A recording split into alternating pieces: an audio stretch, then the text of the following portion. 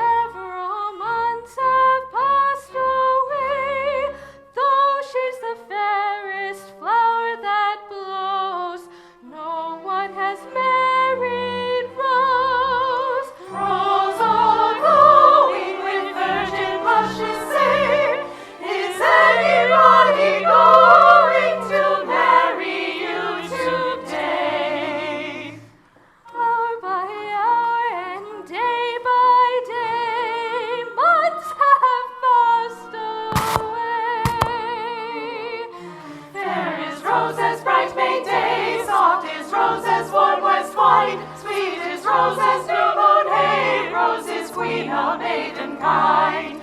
Rose are growing with virgin bushes say. Is anybody going to marry you today?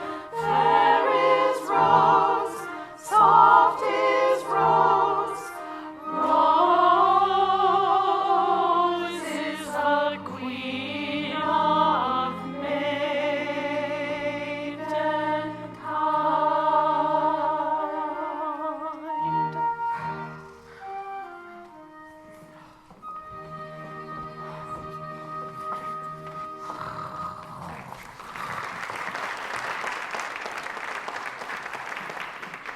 Nay, gentle maidens, you sing well, but vainly, for Rose is still heart-free and looks but coldly upon her many suitors. It's very disappointing. Every young man in the village is in love with her, but they're appalled by her beauty and her modesty, and they won't declare themselves. So until she makes her own choice, there's no chance for anybody else. Ours is perhaps the only village in the world which possesses an endowed corps of professional bridesmaids, which are bound to be on duty every day from 10 to 4, and it is at least 6 months since our services were required. The pious charity by which we exist is practically wasted. We shall be disendowed. That will be the end of it. Dame Hannah, you're a nice old person. You could marry if you'd like. There's old Adam, Robin's faithful servant. He loves you with all the frenzy of a boy of 14. Nay, that may never be, for I am pledged. To whom? To an eternal maidenhood. Many years ago, I was betrothed to a godlike youth who wooed me under an assumed name. But on the very day upon which our wedding was to have been celebrated, I discovered that he was none other than Sir Roderick Murgatroyd, one of the bad baronets of Ruggigore, and uncle of the man who now bears that title. As son of that accursed race, he was no husband for an honest girl.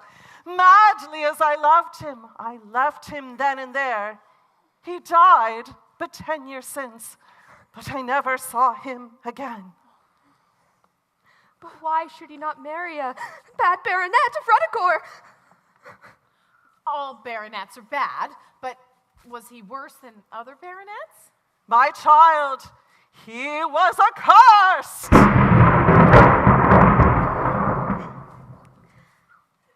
But who cursed him? Not you, I trust. The curse is on all his line, and has been since the time of Sir Rupert, the first baronet. Listen, and you shall hear the legend.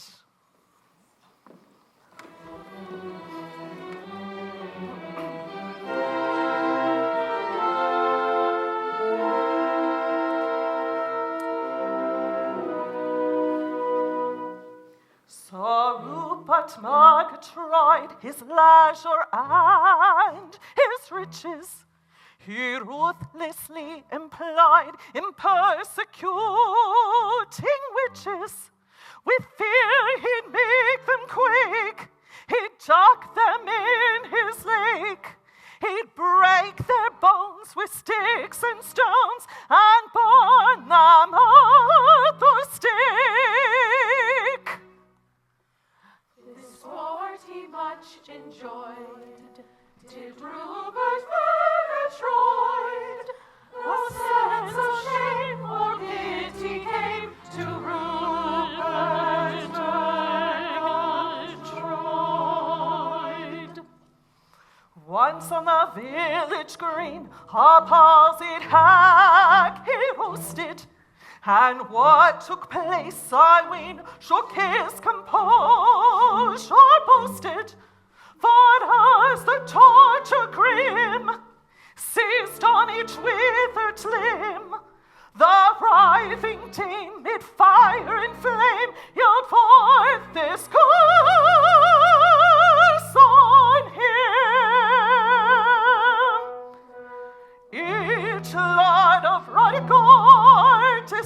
might his best endeavor shall do one crime or more once every day forever. This doom he can't defy, however he may try.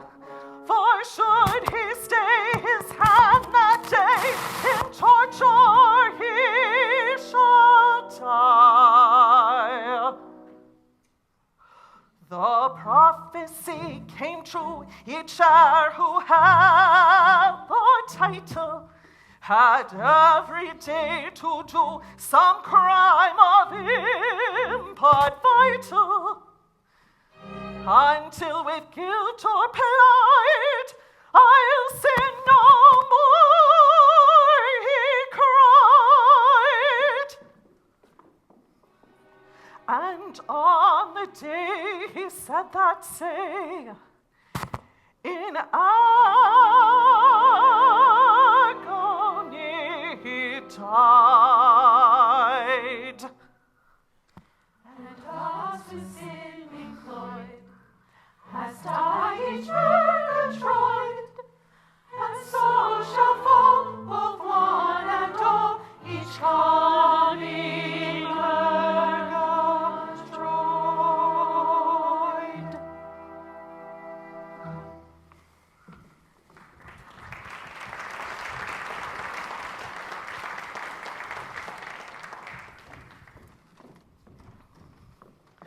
Whither away, dear Rose, on some errand of charity, as is thy wont? A few gifts, dear aunt, for deserving villagers. Lo, here is some peppermint rock for old Gaffer Gatterby, a set of false teeth for pretty little Ruth Rowbottom, and a pound of snuff for the poor orphan girl on the hill. Oh, Rose, pity that so much goodness couldn't help to make some gallant youth happy for life. Rose, why dost thou harden that little heart of thine? Is there none here away whom thou couldst love? And if there were such a one, verily it would ill become me to tell him so. Nay, dear one, where true love is, there is little need of prim formality. Hush, dear aunt, for thy words pain me sorely. Hung in a plated dish cover to the knocker of a workhouse door, with naught that I could call mine own save a change of baby linen and a book of etiquette. Little wonder if I have always regarded that work as a voice from a parent's tomb. This hallowed volume, composed, if I may believe the title page, by no less an authority than the wife of a Lord Mayor, has been through life my guide and monitor. By its solemn precepts, I have learned to test the moral worth of all who approach me. The man who bites his bread or eats peas with a knife, I look upon as a lost creature. And he who has not acquired the proper way of entering and leaving a room is the object of my pitying horror. There are those in this village that bite their nails, dear aunt. And nearly all are wont to use their pocket combs in public places. In truth, I could pursue this painful theme much further, but behold, I have said enough. But is there none here away who is faultless in thine eyes? For example, young Robin, he combines the manners of a marquis with the morals of a Methodist. Couldst thou not love him? And even if I could, how should I confess it unto him? For lo, he is shy, and saith not.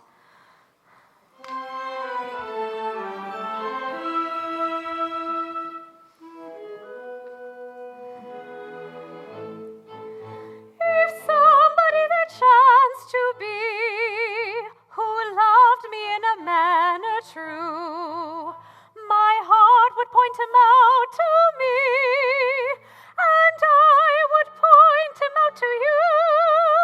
But it says of those who point, their manners must be out of joint. You may not point, you must not point, it's manners out of joint to point.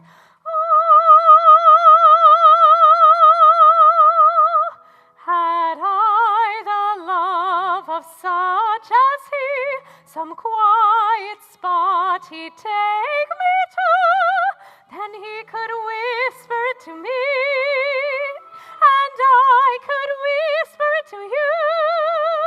But whispering I've somewhere met is contrary to etiquette. Where can it be? Now let me see. Yes, yes, it's contrary to etiquette.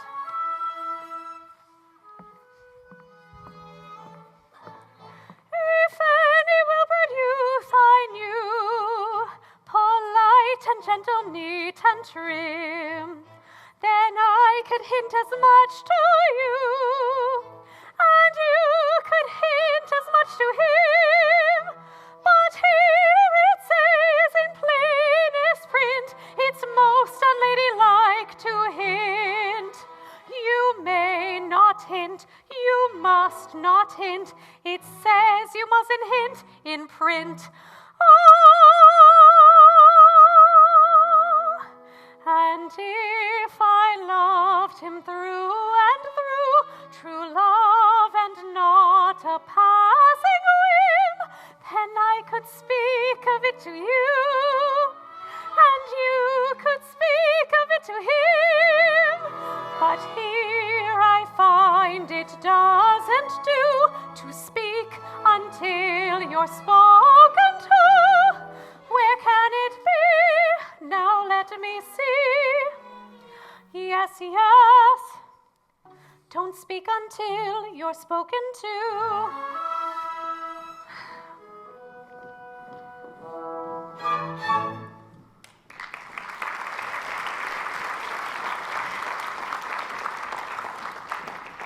Poor aunt. Little did the good soul think when she breathed the hallowed name of Robin that he would do even as another. But he resembleth all the youths in this village, in that he's unduly bashful in my presence, and lo, it is hard to bring him to the point. But soft, he is here. Mistress Rose. Master Robin. I wish to say that it is fine. It is passing fine. But we do want rain. Aye, sorely. Is that all? That is all. Good day, Master Robin. Good day, Mistress Rose. I crave beg pardon. pardon. You were about to say? I would fain consult you. Truly? It is about a friend. In truth, I have a friend myself. Indeed. I mean, of course. And I would fain consult you. About him? About her. Let us consult one another.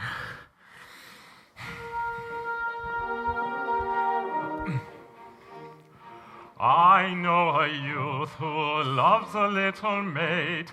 Hey, but his face is a sight for to see. Silent is he, for he's modest and afraid.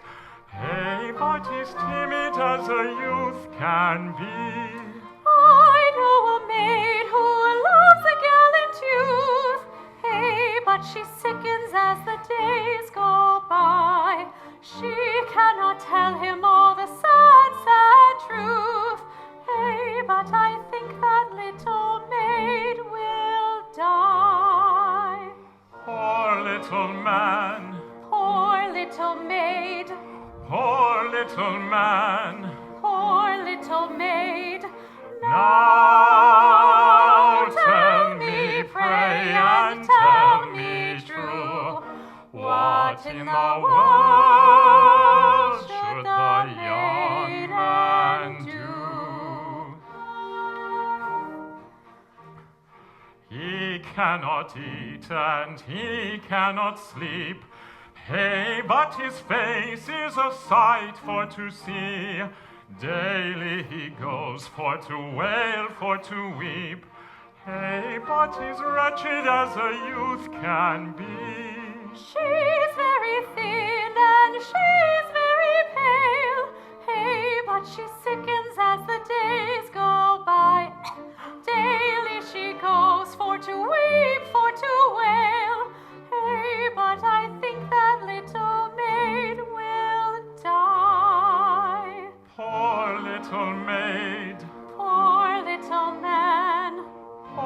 little maid.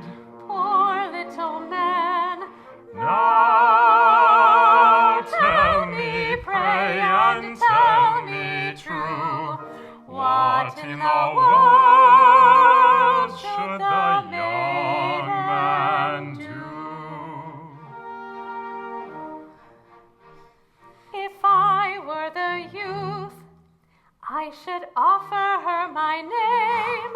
Hey, but her face is a sight for to see. If I were the maid, I should fan his honest flame. Hey, but he's bashful as a youth can be. If I were the youth, I should speak to her today. Hey, but she sickens as the days go by. If I were the maid, I should meet the lad halfway, for I really do believe that timid youth will die. Poor little man. Poor little maid. Poor little man. Poor little maid. I thank you, miss, for your counsel true. I'll tell that maid what she ought to do.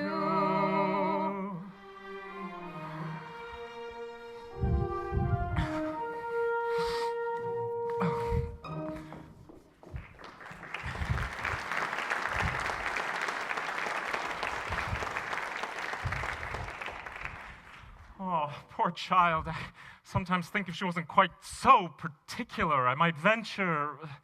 But no, even then I should be unworthy of her. Ah, my kind master is sad. Dear Sir Riven Murgatroyd. Hush! As you love me, breathe not that hated name.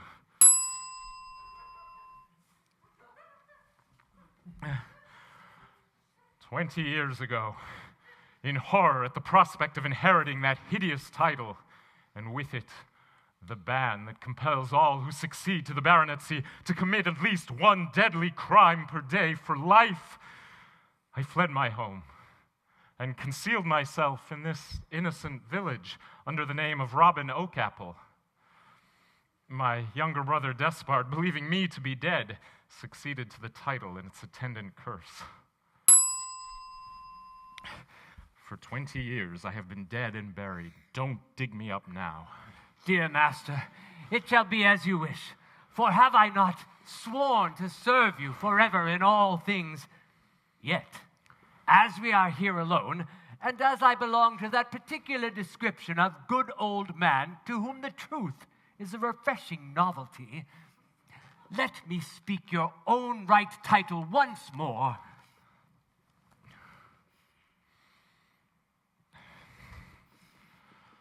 Sir Riven Murgatroyd, Baronet of Ruggigore. Ooh, it's like 8 hours at the seaside. My poor old friend, would there were more like you. Oh, would there were indeed. Yet I bring you glad tidings. Your foster brother Richard has returned from sea, and his ship, the Tom Tit, rides yonder at anchor, and he himself is even now in this very village. Richard, my beloved foster brother. No, it cannot be. Oh, yet it is, and see, he comes this way.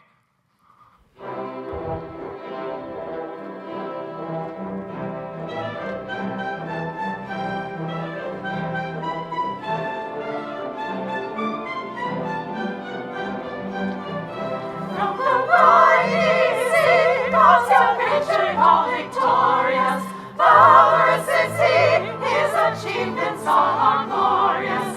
Let the welkin ring, with the news we bring,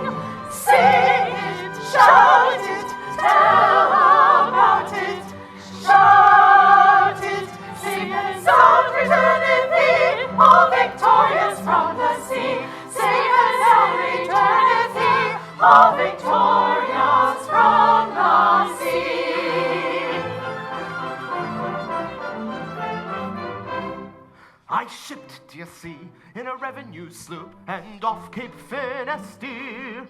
A merchantman we see, a Frenchman going free, so we made for the bold Mounseer. D'ye see, we made for the bold Mounseer. But she proved to be a frigate, and she up with her ports, and fires with a 32. It's coming near, but we answered with a cheer, which paralyzed the parlez-vous. Do you see? Which paralyzed the parlez-vous. Which paralyzed the parlez-vous. Do you see? Which paralyzed the parlez-vous. And our captain he up, and he says he, that chap we need not fear. We can take her if we like, she is certain for to strike, for she's only a darn Mounseer. Do you see, she's only a darn Mounseer. But to fight a French fallal is like hitting of a gal. It's a lubberly thing for to do. For we with all our faults, why we're sturdy British salts, well she's only a poor parlez-vous. Do you see? Well, she's only a poor parlez-vous. Well, she's only a poor parlez-vous. Do you see? Well, she's only a poor parlez-vous. So we ups with our realm, and we scuds before the breeze, as we gives a compassionating cheer. Froggy answers with a shout, as he sees us go about, which was grateful of the poor Mounseer. Do you see? Which was grateful of the poor Mounseer. And I'll wager in their joy they kissed each other's cheeks. Which is what them foreigners do.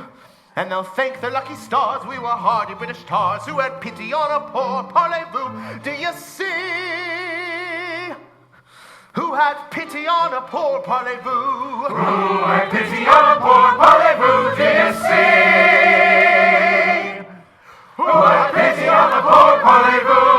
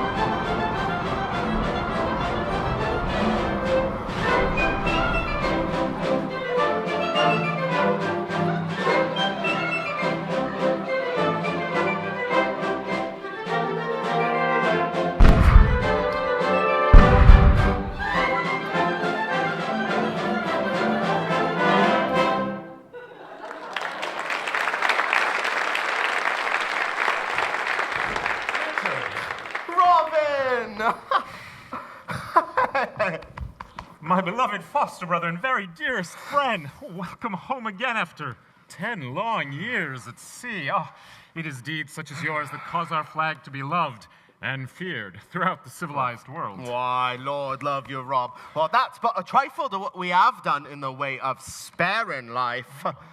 I believe I may say, without exaggeration, that the merciful little tomtit has spared more French frigates than any craft afloat.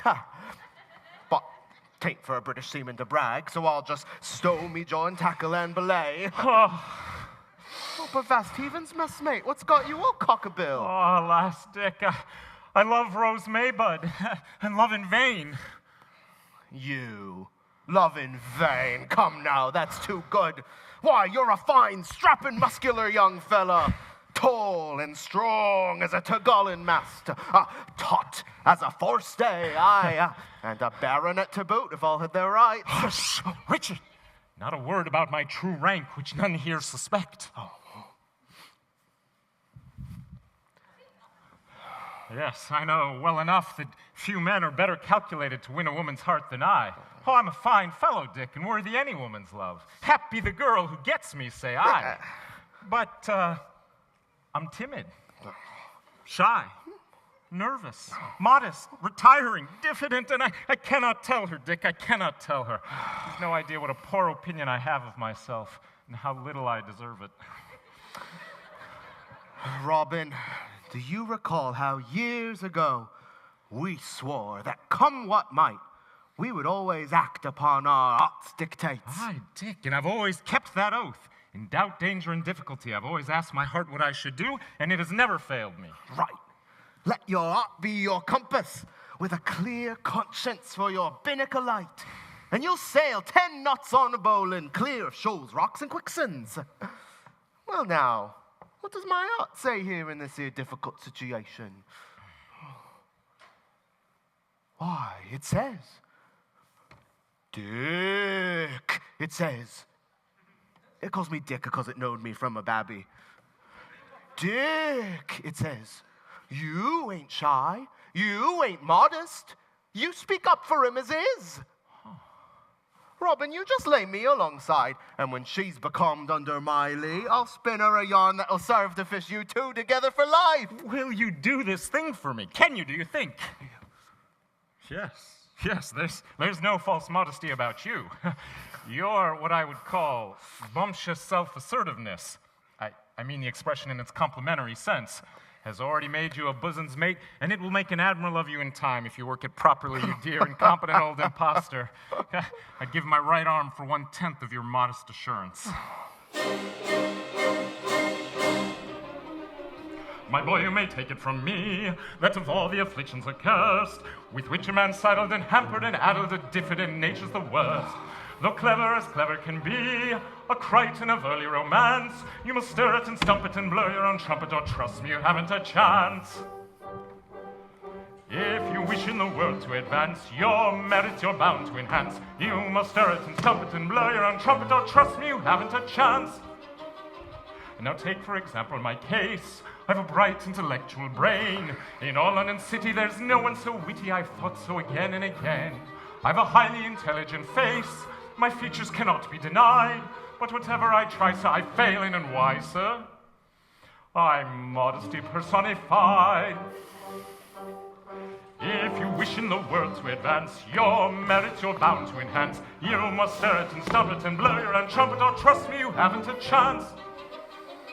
The poet I'm tender and quaint, I've passion and fervor and grace. From Ovid and Horace to Swinburne and Morris, they all of them take a back place. Then I sing and I play and I paint, though none are accomplished as I. To say so were treason, you ask me the reason? I'm diffident, modest, and shy. If you wish in the world to advance, your merits you're bound to enhance. You must stir it and stump it and blow your own trumpet, or trust me, you haven't a chance. If you wish in the world to advance, your merits you're bound to enhance. You must stir it and stump it and blow your own trumpet, or trust me, you haven't a chance.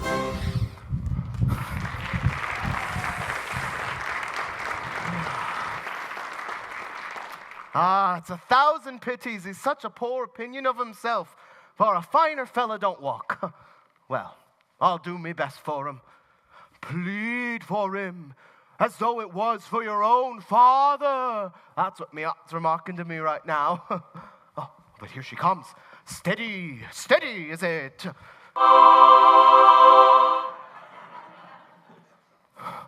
By the Port Admiral. But she's a tight little craft. Come, she's not for you, Dick. And yet, she's fit to marry Lord Nelson. By the flag of old England, I can't look at her unmoved. Sir, you are agitated. Aye, my lass, I am agitated, true enough. Took flat aback, my gal, but 'tis not. 'Twill pass. This here optimine's a dictating to me like anything. Question is, have I a right to disregard its promptings? Can I do aught to relieve thine anguish? For it seemeth to me that thou art in sore trouble. This apple? No, my lass, 'tain't that. I'm took flat aback. I never seen anything like you in all me born days. Parbuckle me if you ain't the loveliest gal I ever set eyes on. There, can't say it fairer than that, can I? No. The question is it meet that an utter stranger should thus express himself?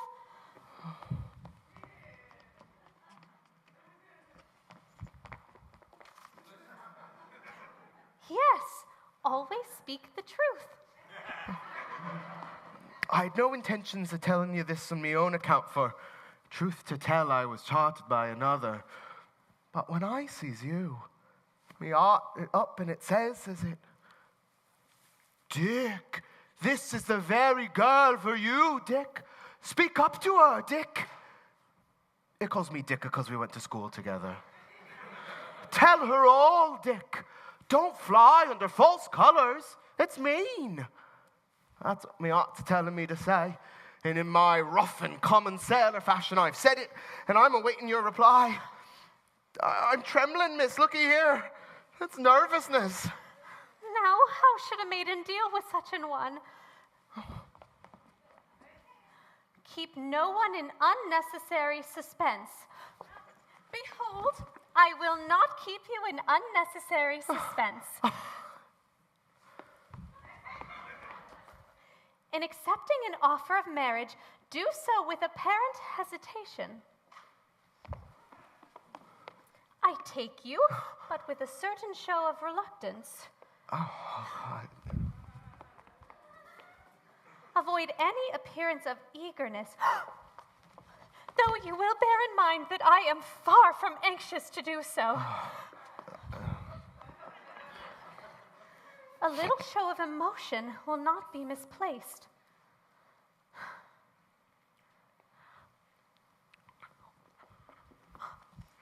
Pardon this tear. Rose, you've made me the happiest blue jack in England. I wouldn't trade places with the Admiral of the Fleet, no matter who he's a-hugging at this present moment. But, asking your pardon, miss, might I be permitted to salute the flag I'm going to sail under? An engaged young lady should not permit too many familiarities.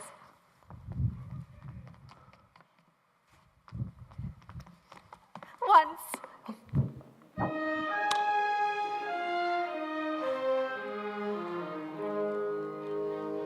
The battle's roar is over, oh my love.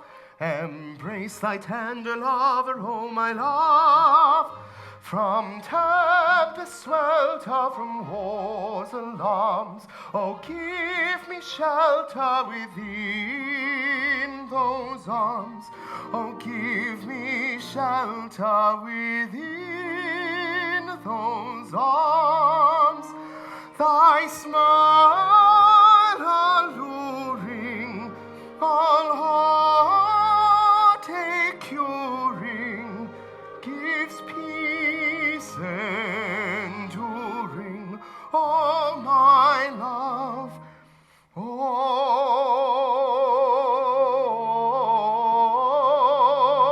my love.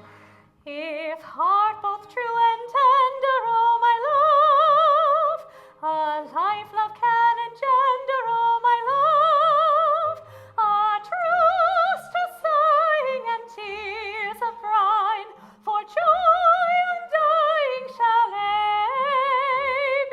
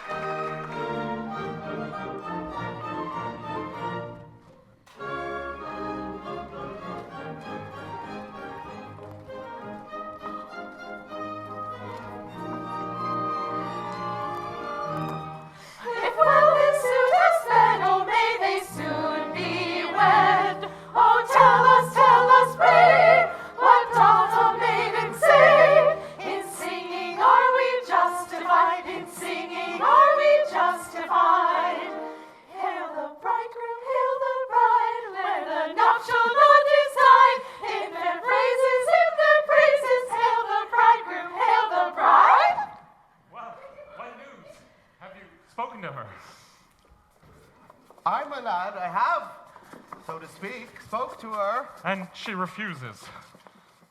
No, I can't truly say she do. Then she accepts. Oh, my darling. Now, what should a maiden do when she's embraced by the wrong gentleman? Belay, my lad, you don't understand. Oh, Sir Belay, I beseech you. You see, it's like this. She accepts, but it's me! You? Hail the bridegroom, hail the bride, and thou shalt not desire. Hold your tongues, will you? Well then, what does this mean? Me poor lad, me heart grieves for thee, but it's like this. The moment I sees her, and just as I was a-going to mention your name, me heart, it up and it says it, you fell in love with her yourself, Dick. Be honest and sailor-like. Don't skulk under false colors. Speak up. Take her, you dog, and with her, my blessing. Will you be quiet? Go away. Vulgar girls. What was I to do? I'm bound to obey me aunt's dictates. Of course, no doubt. It's quite right. I don't mind. That is not particularly, only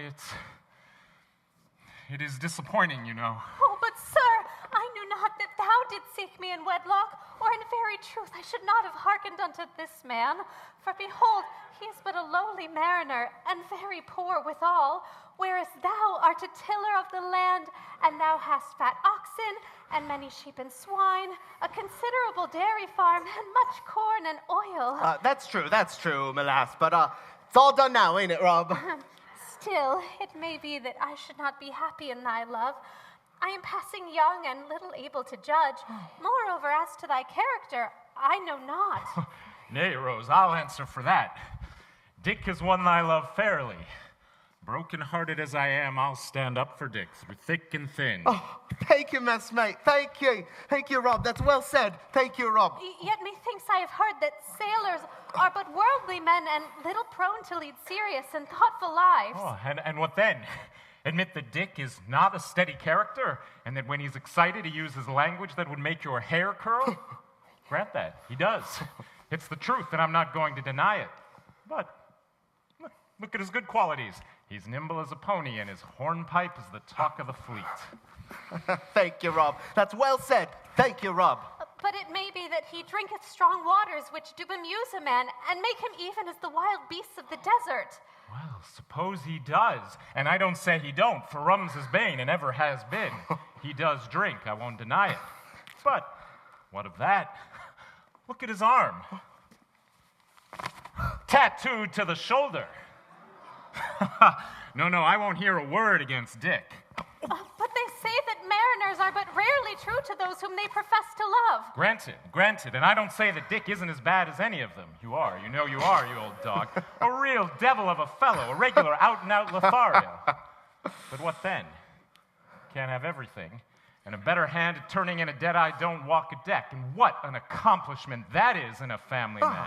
No, not a word against Dick. I'll stand up for him through thick and thin. Thank you, Rob. Thank you. You're a true friend. I've acted according to my aunt's dictates, and such orders as them no man should disobey. When sailing o'er life's ocean wide, your heart should be your only guide. In summer sea and favoring wine, yourself in port you surely find. My aunt says to this maiden strike, she's captured you. She's just the sort of girl you like. You know you do. If other men her art should climb, I shall resign. That's what it says to me quite plain. This heart of mine, this heart of mine. My heart says you've a prosperous lot, with acres wide. You mean to settle all you've got upon your bride. It don't pretend to shape my acts by word or sign. It merely states these simple facts. This heart of mine, this heart of mine. 10 minutes since my heart said white, it now says black. It then said left, it now says right, heart's off intact. I must obey its latest strain. You tell me so, but should it change its mind again, I let you know, In sailing our life's ocean wide, no doubt your heart should be your guide. But it is awkward when you find a heart that does not know its mind. A heart that does not know its mind. A heart that does not know its mind. A heart that does not know its mind.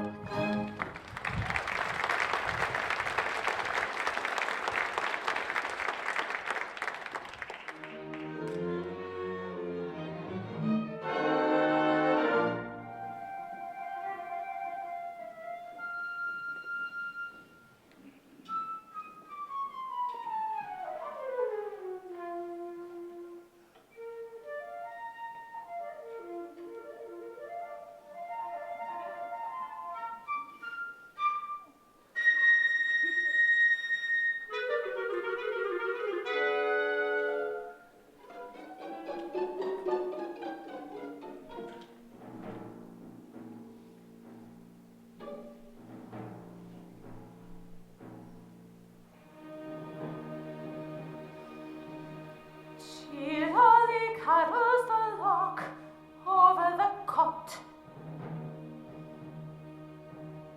Merrily whistles the clock, scratching a blot. But the lark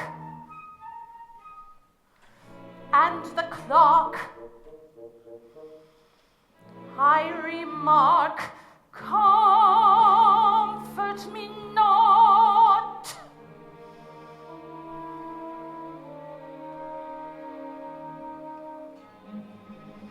Over the ripening peach buzzes the bee. Splash on the billowy beach tumbles the sea.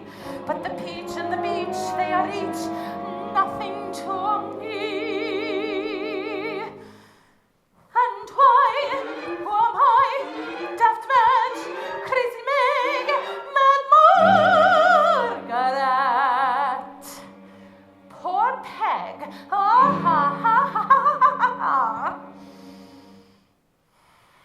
Mad, yes, very, but why mystery? Don't call.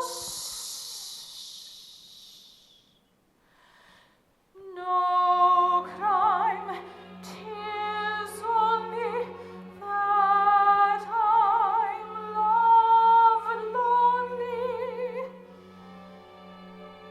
That's all.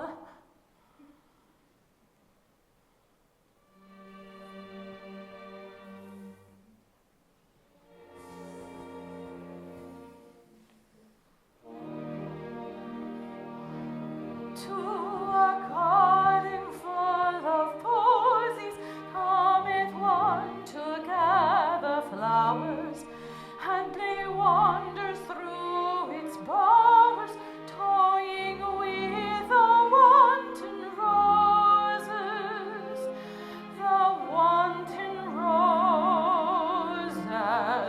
who uprising from their beds hold on high their shameless heads, with their pretty lips a-pouting,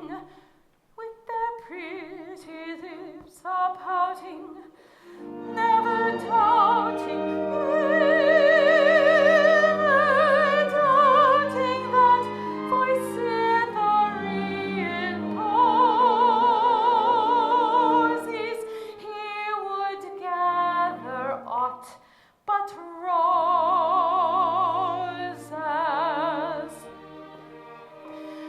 In a nest of weeds and nettles lay a violet half hidden, hoping that his glance unbidden yet might fall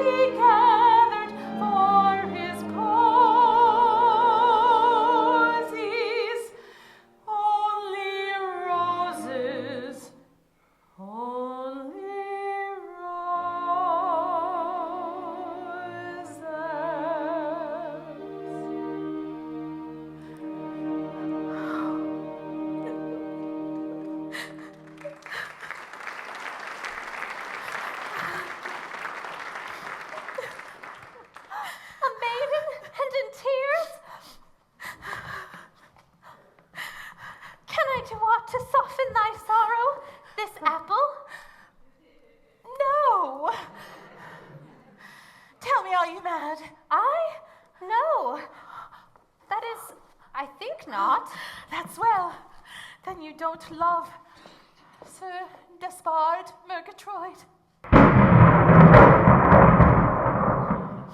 All mad girls love him. I love him. I'm poor Mad Margaret, crazy Meg, poor Peg. Thou lovest the bad Baronet of Ruggigore? Oh, horrible, too horrible. You pity me? Then be my mother. The squirrel had a mother, but she drank, and the squirrel fled. Hush! They sing a brave song in our parts. It runs somewhat thus. The cat and the dog and the little puppy sat down in a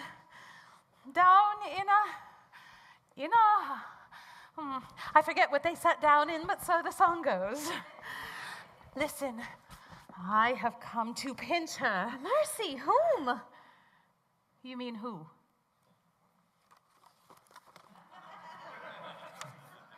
Nay, it is the accusative after the verb. True. I have come to pinch Rose Maybud. Rose Maybud? I love him. He loved me once, but that's all gone. Shh. He gave me an Italian glance thus, and made me his.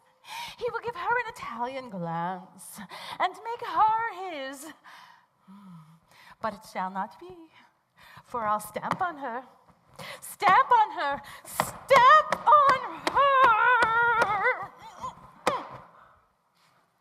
Did you ever kill anybody? No? Why not?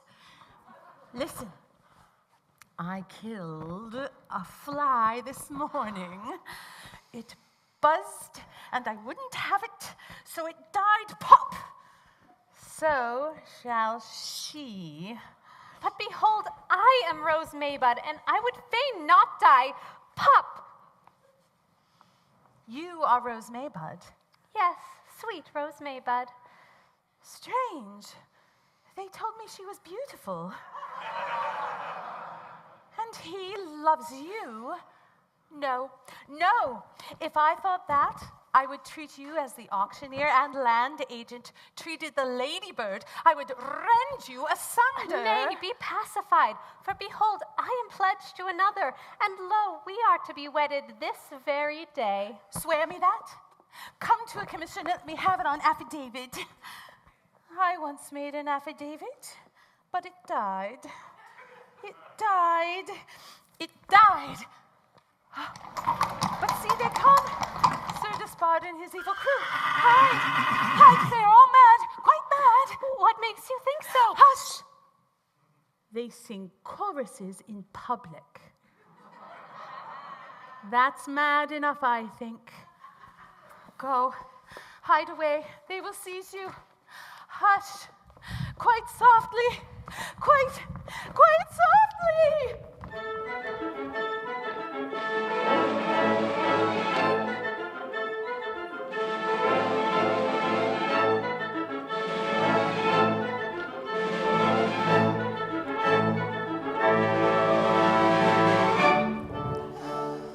Welcome, gentry, for your entry. Sets our tender hearts a-beating. Men of station, admiration, robs this unaffected greeting. Hearty greeting, offer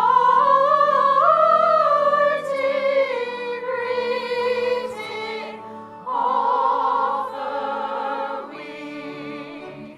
When thoroughly tired of being admired by ladies of gentle degree, with flattery sated, I've flown and inflated away from the city. We flee from charms intramural to prettiness rural. The sudden transition is simply elation. Come Amaryllis, come Chloe, and Phyllis, your slaves for the moment are we. Your slaves for the moment. Your slaves are we.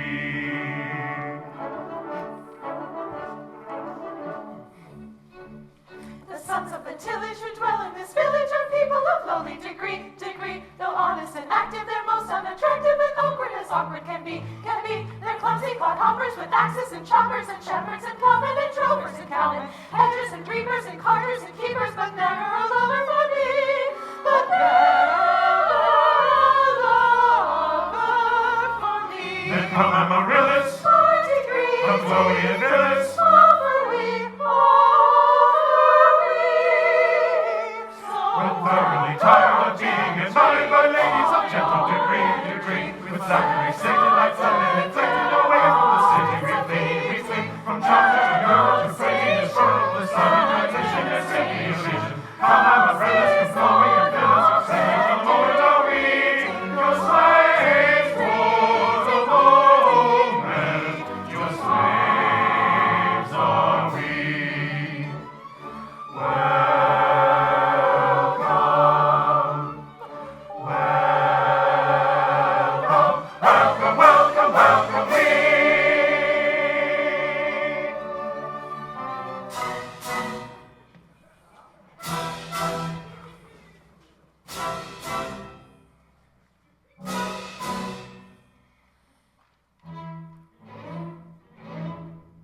Why am I moody and sad? Can't guess. And why am I guiltily mad? Confess. Because I am thoroughly bad. Oh, yes. You'll see it at once in my face. Oh, why drink mountains head? why? It's the workings of conscience, of course. Fie. And huskiness stands for remorse. Oh, my. At least it does so in my case. When in crime one is fully employed, Like you. your expression gets warped and destroyed. It do. It's a penalty none can avoid. How true. I once was a nice-looking youth, but like stone from a strong catapult, A trice. I rushed at my terrible colt. That's vice. Observe the unpleasant result. Not nice. Indeed, I am telling the truth. Oh, innocent, happy though poor, As we. if I had been virtuous, I'm sure, Like me. I should be as nice looking as you're. Maybe. You are very nice looking indeed. Oh, innocents, listen in time. We don't. Avoid an existence of crime. Just so. Or you'll be as ugly as I am. No. And now, if you please, we'll proceed.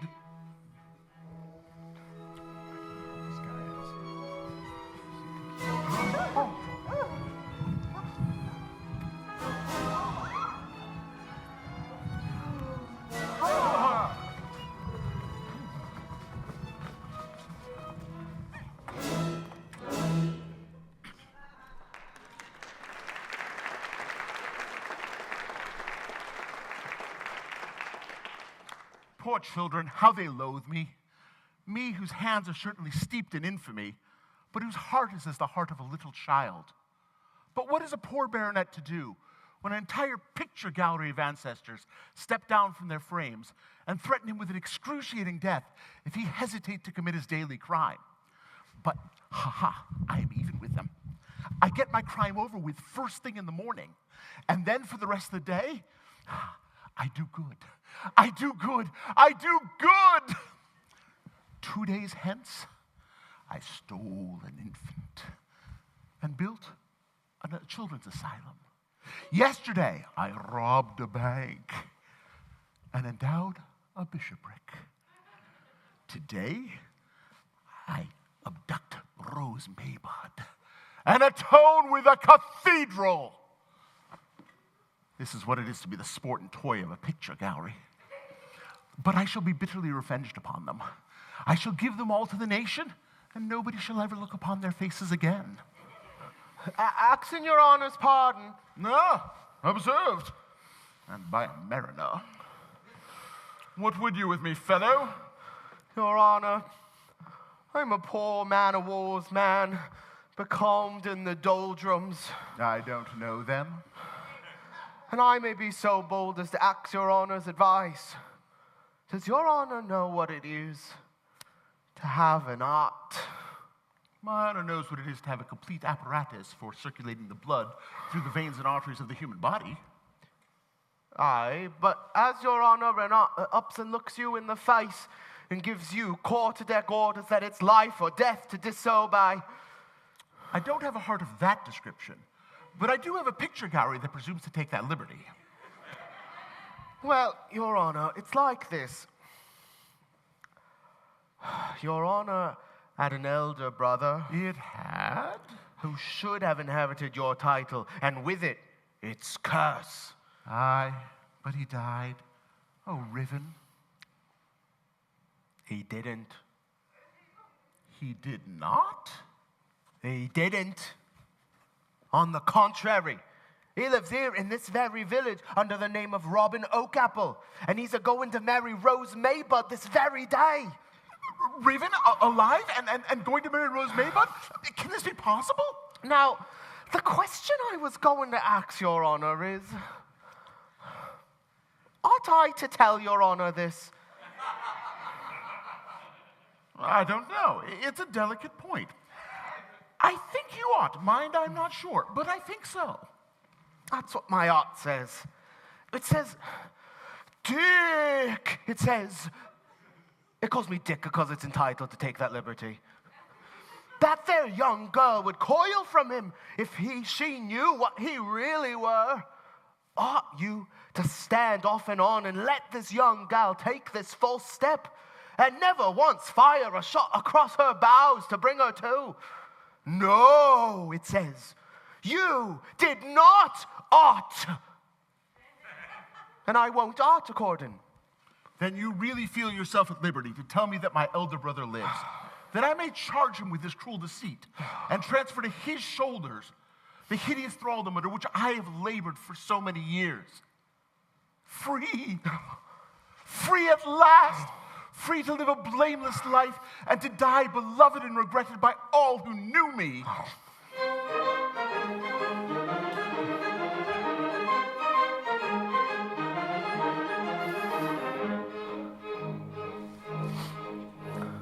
You understand? I think I do. With vigor unshaken, this step shall be taken. It's neatly planned. I think so too. I'll readily bet it. You'll never regret it. For duty must be done. The rule applies to everyone. And painful though that duty be, to shirk the task were fiddle-dee-dee. To shirk the task were fiddle-dee-dee. To shirk the task. To shirk the task were fiddle-dee, fiddle-dee, fiddle-dee, fiddle-dee, fiddle-dee, fiddle-dee, fiddle-dee-dee.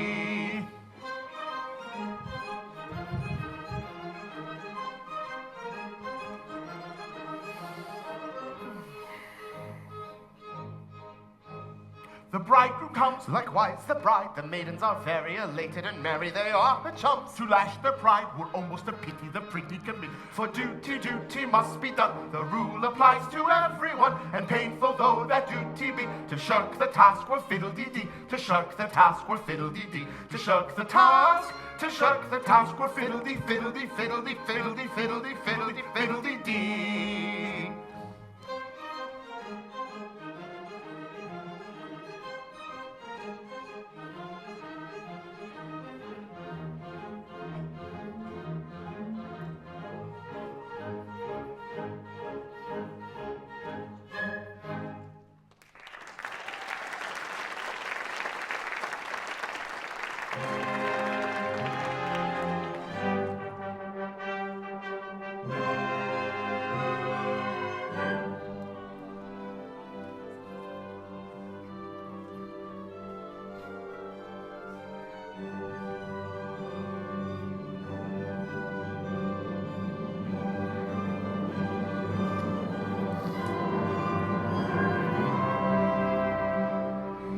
Hail the bride of 17 summers, in fair phrases, hear her praises, lift her song on high, O comers, she rejoices in your voices.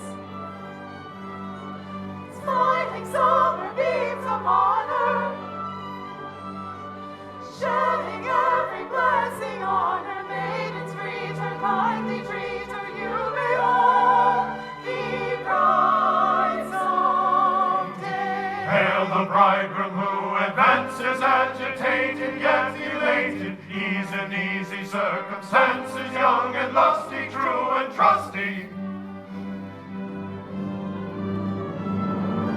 Smiling summer beams upon her, shedding every blessing on her. Maidens greet her, kindly treat her. You may all be bright someday.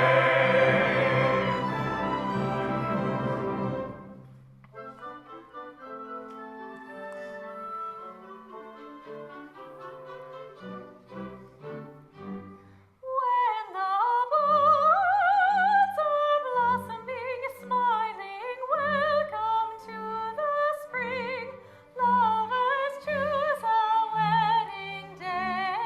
Life is love in merry May. Life is love, life is love in merry May. Spring is green. Fa la la la la. Summer's rose. Fa la la la la. It is sad when summer goes. Fa la la la la. Autumn's glow, winter's gray. Winter still is far away, far away, far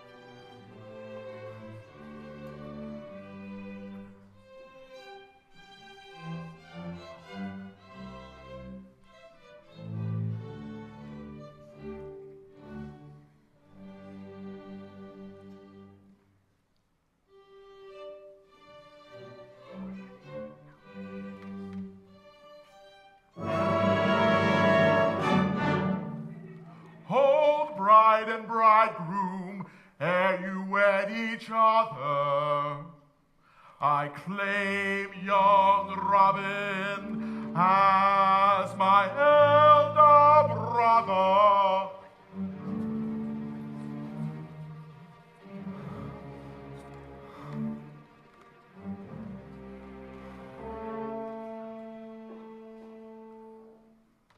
His rightful title I have long enjoyed. I claim him as Sir Rivenburg Troyd.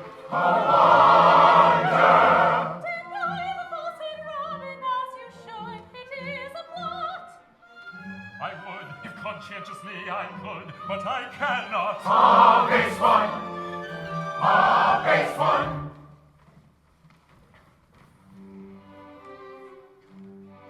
As pure and blameless peasant, I cannot, I regret, deny a truth unpleasant.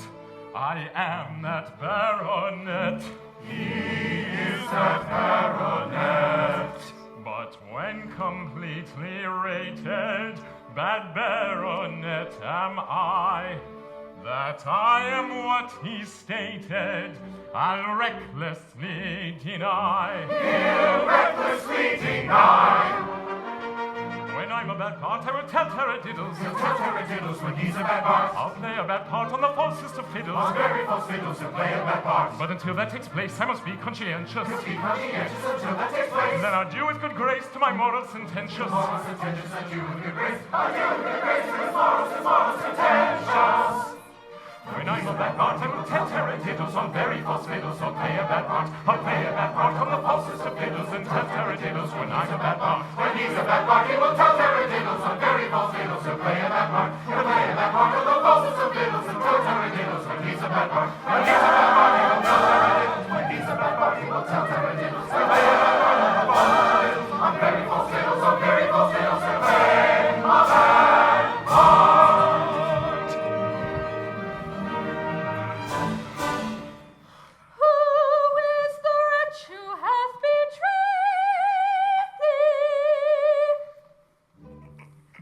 Let him stand forth. 'Twas I, die, traitor! Hold! My conscience made me withhold your wrath.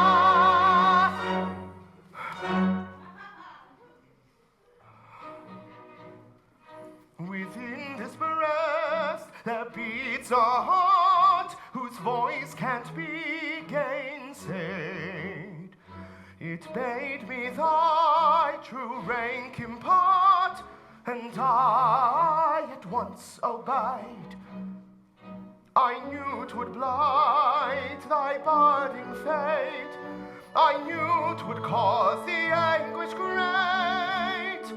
But did I therefore hesitate? No, I at once obeyed. A brave below in his true heart, that in your province take you part, immediately obeyed.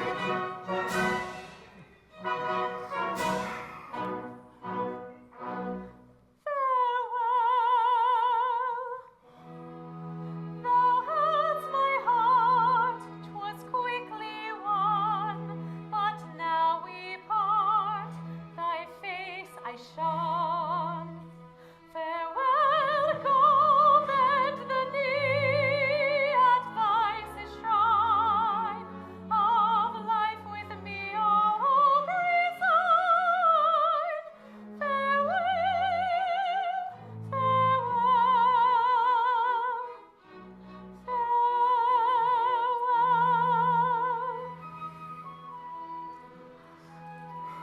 take me, I am thy bride. Bridegroom, hail the bride, when the nuptial knot is tied. Every day will bring some joy that can never, never cloy. Excuse me, I'm a virtuous person now. That's why I'm with you. And I to Margaret must keep my vow. Have I misread you? Oh, joy with newly windled ruddy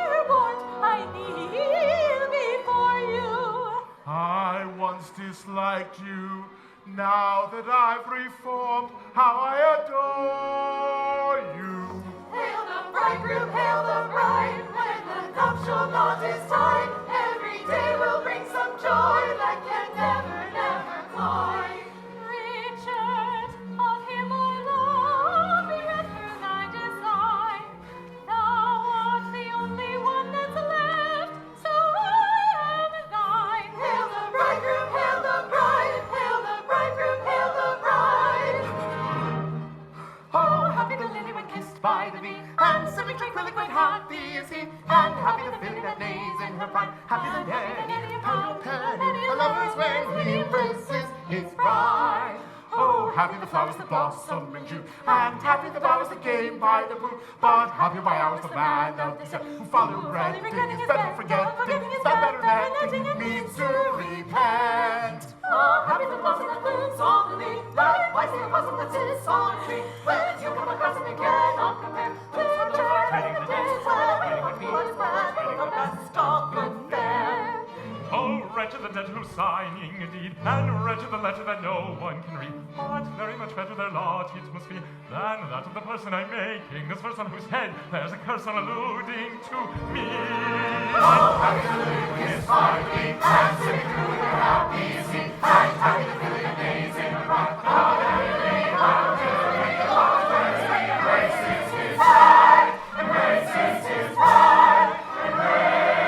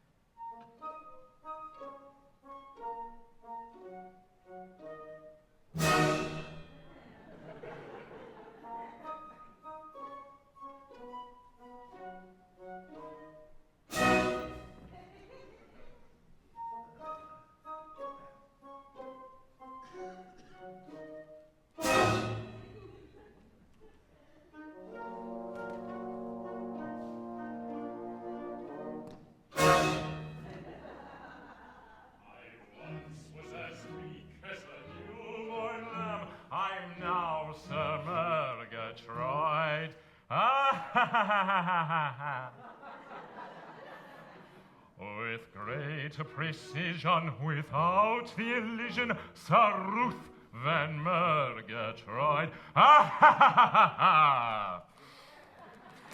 And I, who was once his valet de sham, as steward am now employed. Ha ha! The Dickens may take him, I'll never forsake him. As steward I'm now employed. Ha ha!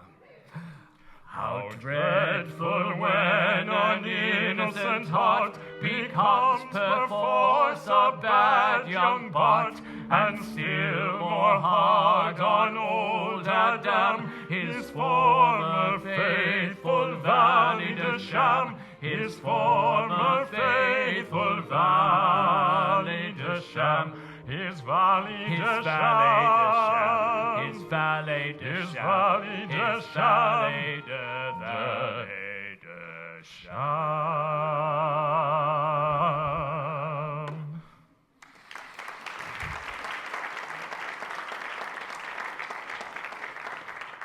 This is a painful state of things, old Adam. Painful indeed. Oh, my poor master, when I swore that, come what would, I would serve you in all things forever, I had little thought to what a pass it would bring me. Confidential advisor to the greatest villain unhung. Now, sir, to business. What crime do you propose to commit today? How should I know? As my confidential advisor, it's your duty to suggest something. Sir, I loathe the life you are leading, but an old man's oath is paramount, and so I obey. Richard Dauntless is here with pretty Rose Maybud to ask your consent to their marriage. Poison their beer. No, not that. I know I'm a bad Bart, but I'm not as bad a Bart as all that. Well, there you are, you see. Of what use is it my making suggestions if you don't adopt them? How would it be, do you think, were I to lure him here with cunning wile, bind him with good stout rope to yonder post, and then, by making hideous faces at him, curdle the heart blood in his arteries and freeze the very marrow in his bones? What say you, Adam? Is not the scheme well planned? It would be simply rude, nothing more. But soft, they come.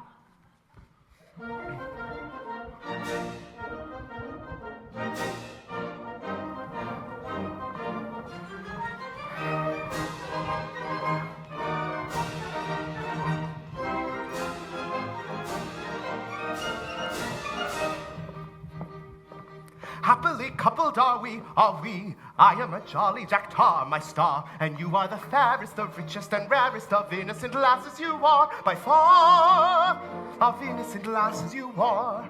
Fanned by a favouring gale, we'll sail over life's treacherous sea with me, and as for bad weather, we'll face it together, and you shall creep under my lee, my wee, and you shall creep under my lee, my wee. For you are such a smart little craft, such a neat little sweet little craft, such a bright little tight little slight little light little trim little prim little craft. Oh, she is such a smart little craft, such a neat little sweet little craft, such a bright little tight little slight little light little trim little prim little craft.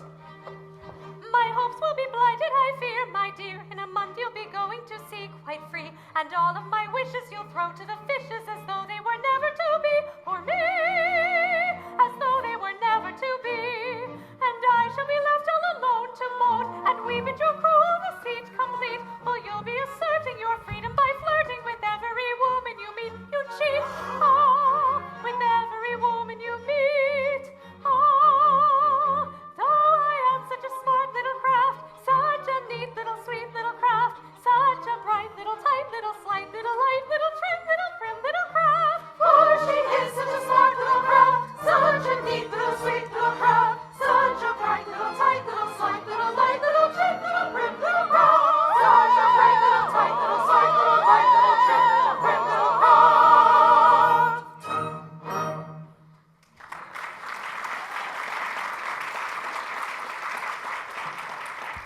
So, pretty one, in my power at last, eh?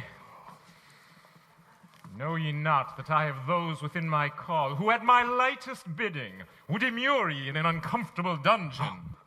What ho within there? Hold! We are prepared for this.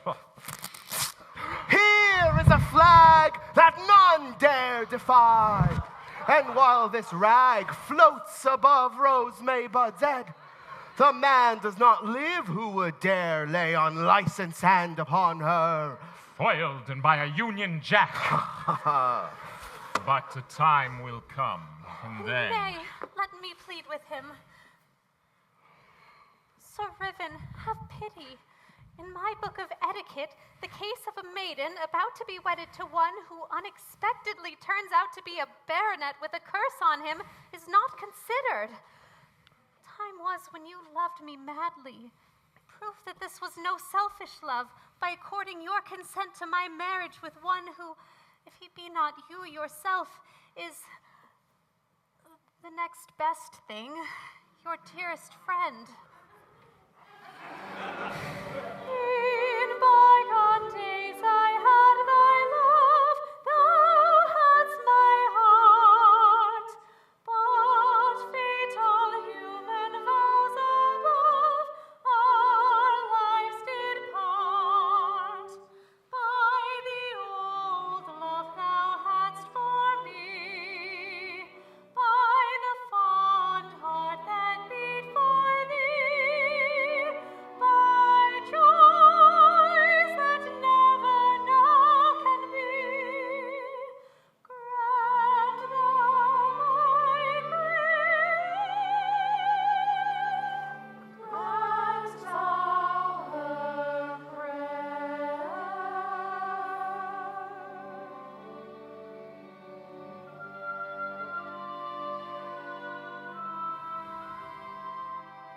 Take her. I yield. Oh, rapture, away to the parsons we go.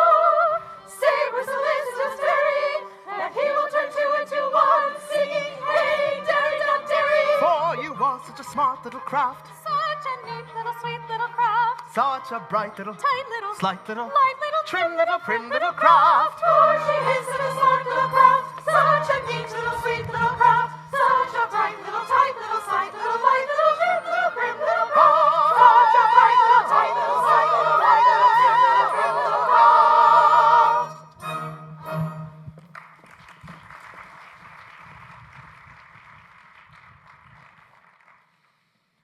For a week, I have fulfilled my accursed doom.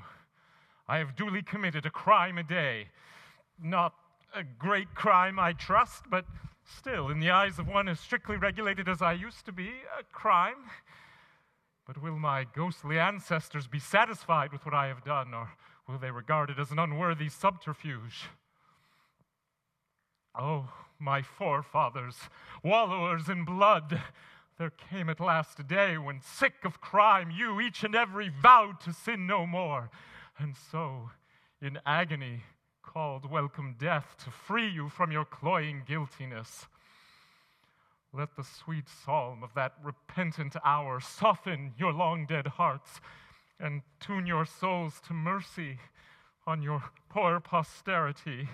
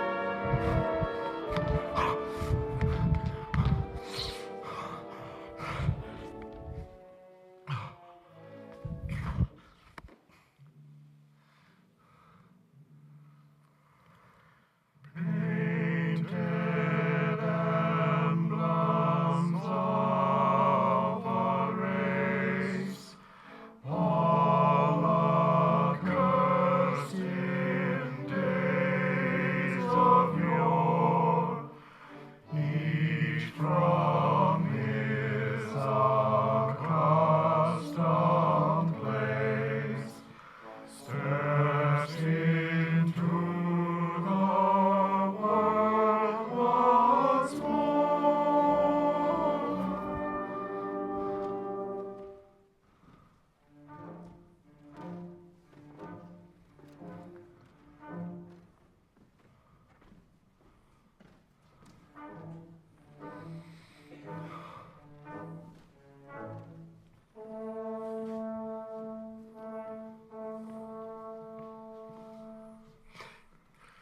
Baronet of Ruddigore, last of our accursed line.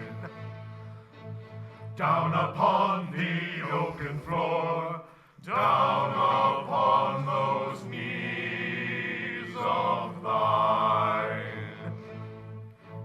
Coward, poltroon, shaker, screamer, blockhead, sluggard, dullard, dreamer, shirker, shuffler, crawler, creeper, sniffler, snuffler, wailer, weeper, earthworm, maggot, tadpole, weevil, set upon thy course of evil, bless the king of spectral land, set on thee his grisly hand.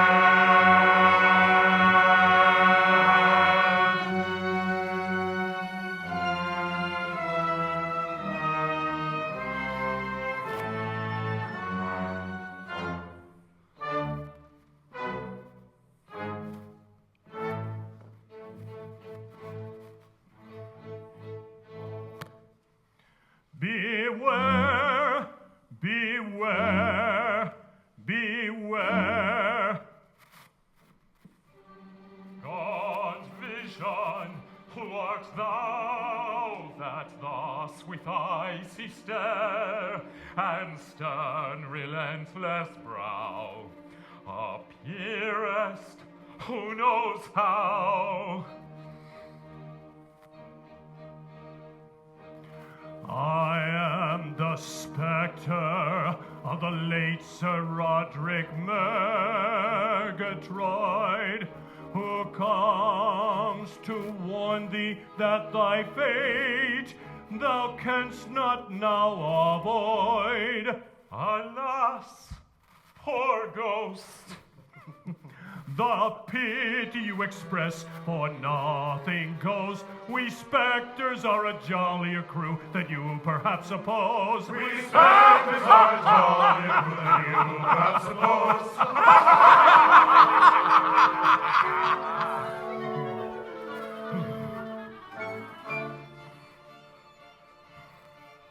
When the night wind howls, in the chimney cowls, and the bat in the moonlight flies, and inky clouds, like funeral shrouds, sail over the midnight skies.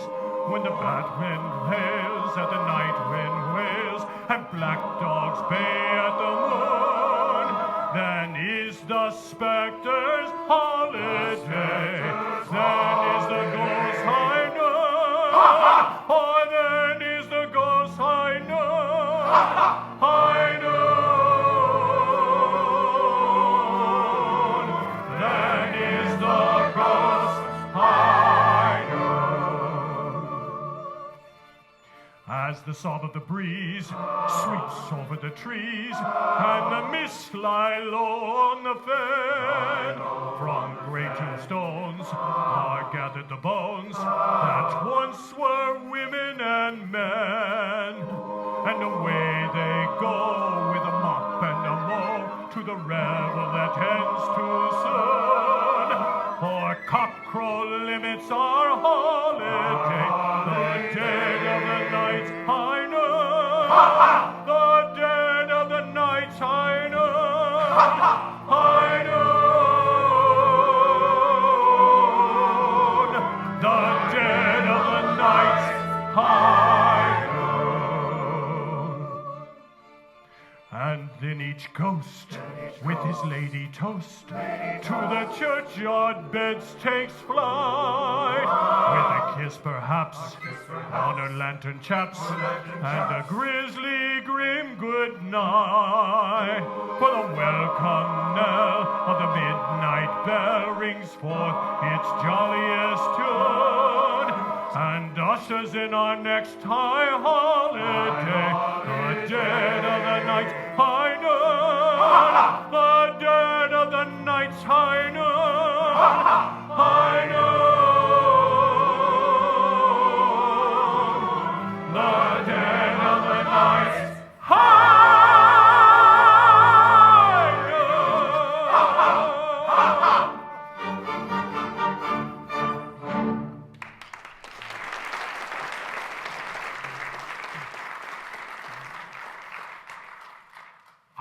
recognize you now. You are the portrait that hangs at the end of the gallery. In a bad light, I am. Are you considered a good likeness? Pretty well. Flattering. Because as a work of art, you are poor.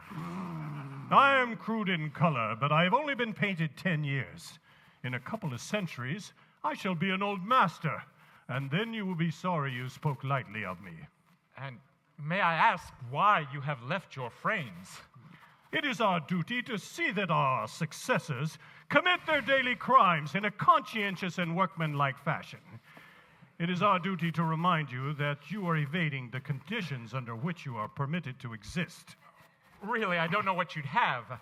I've only been a bad baronet a week, and I've committed a crime punctually every day. Let us inquire into this. Monday. Monday was a bank holiday. True. Tuesday. On Tuesday, I made a false income tax return. That's nothing. Nothing at all. Everybody does that. It's expected of you. Wednesday. On Wednesday, I forged a will. Whose will? My own. My good sir, you can't forge your own will. Can't I, though? I like that. I did. Besides, if a man can't forge his own will, whose will can he forge? There's something in that. Yes, it seems reasonable. At first sight, it does. Fallacy somewhere, I fancy. A man can do what he likes with his own. I suppose he can. Then he can forge his own will, stupid. On Thursday, I shot a fox. That's better. Pass the fox, I think. Yes, pass the fox. Friday. On Friday, I forged a check. Whose check? Old Adam's. But old Adam hasn't a banker. I didn't say I forged his banker. I said I forged his check. On Saturday, I disinherited my only son. I see, but I don't think you can do that. No, not yet. I've disinherited him in advance in order to save time. You see, by this arrangement, he'll be born already disinherited. These arguments sound very well, but I can't help thinking that if they were reduced to syllogistic form, they wouldn't hold water. Now, quite understand us. We are foggy, but we don't permit our fogginess to be presumed upon. Unless you undertake to, suppose we say, carry off a lady. Those in favor of his carrying off a lady, those of a contrary opinion. You're never satisfied. Yes, unless you undertake to carry off a lady at once. I don't care what lady. You perish in inconceivable agonies. Carry off a lady? Certainly not. Not on any account. I've the greatest respect for ladies, and I wouldn't do anything of the kind for worlds. No, I'm not that kind of baronet, I assure you. And if that's all you've got to say, you'd better go back to your frames. Very well. Let the agonies commence.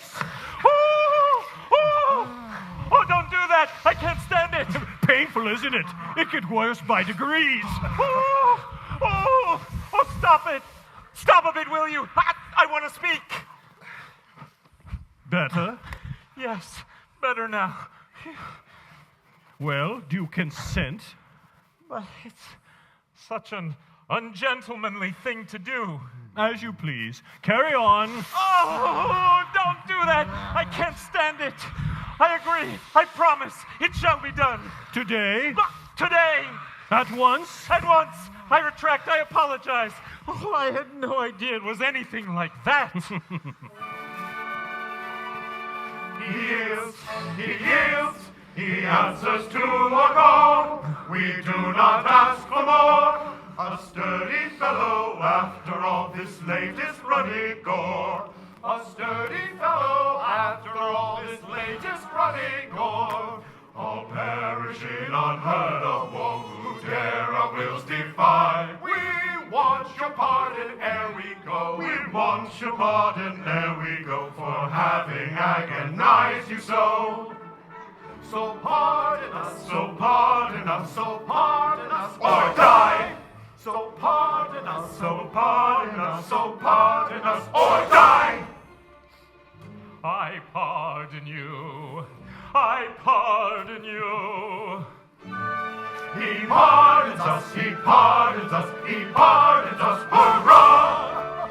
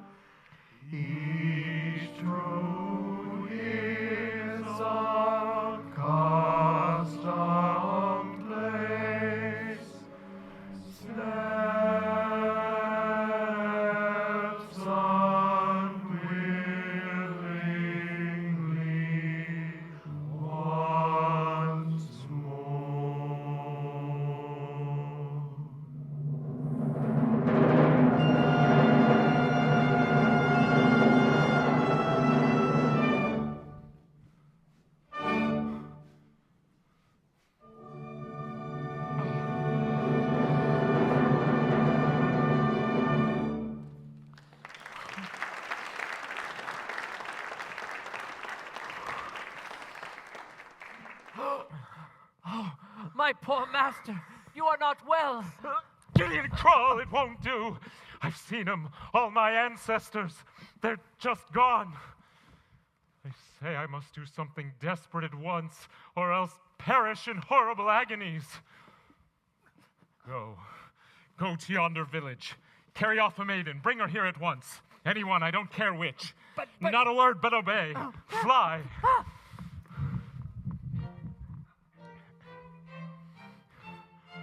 Away remorse, compunction hence. Go moral force, go penitence.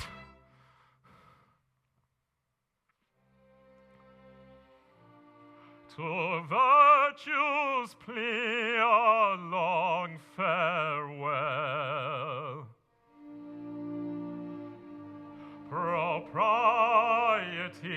I ring your knell. Come, guiltiness of deadliest hue. Come, desperate deeds of daring do.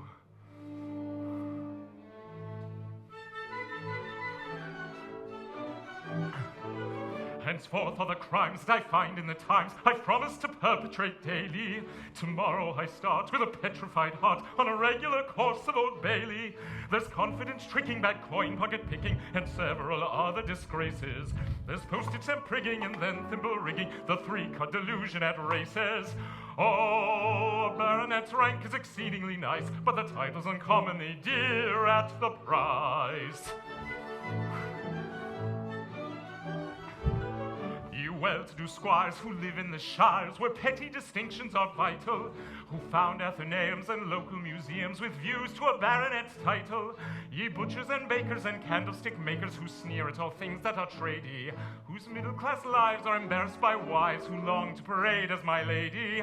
Oh, allow me to offer a word of advice, the title's uncommonly dear at the price. Ye supple MPs who go down on your knees, your precious identity sinking, and vote black or white as your leaders indict, which saved you the trouble of thinking. For your country's good fame, her repute or her shame, you don't care the snuff of a candle, but you're paid for your game when you're told that your name will be graced by a baronet's handle. Oh, allow me to offer a word of advice, the title's uncommonly dear at the price.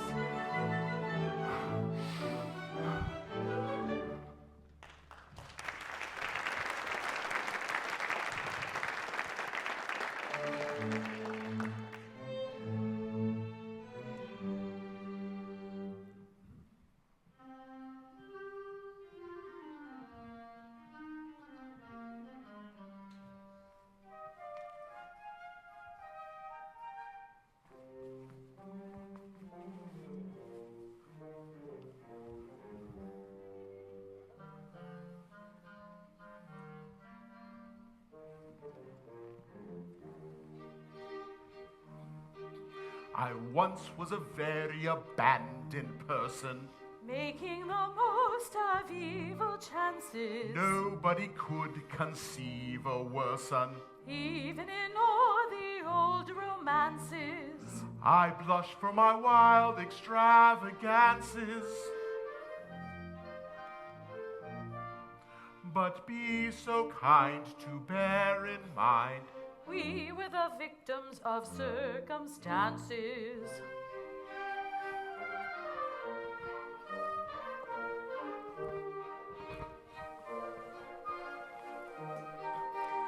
That is one of our blameless dances. I was once an exceedingly odd young lady. suffering much from spleen and vapors. Clergymen thought my conduct shady. She didn't spend much upon linen drapers. It certainly entertained the gapers.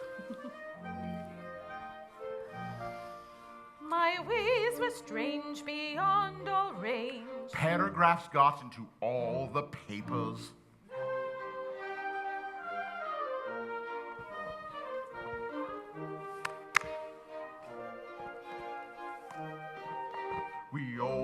cut respectable capers.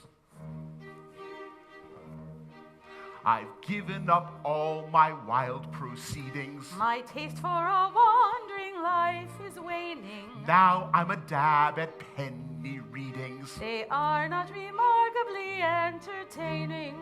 A moderate livelihood we're gaining. In effect, we rule a national school. The duties are dull, but I'm not complaining.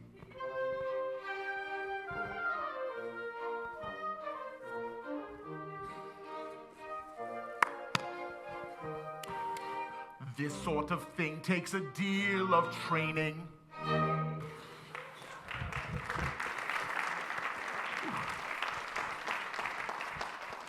We have been married a week.